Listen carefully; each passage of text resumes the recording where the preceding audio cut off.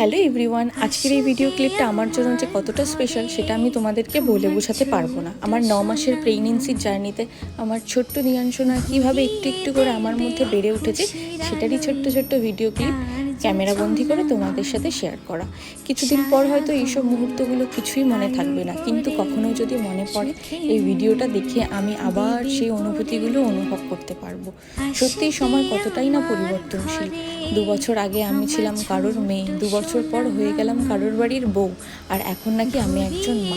ভাবতেও খুব অবাক লাগে, সব কিছু যেন মুহূর্তের মধ্যে হয়ে গেল। আর এই মেয়ে থেকে মা হয়ে ওঠার জার্নিটা না এতটাও সহজ নয়।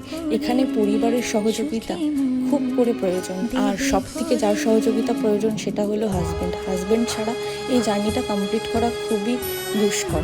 আর যার কথা না বললেই নয় সে হলো মা ছাড়া মা হয়ে ওঠাটা না অতটাও সহজ নয়।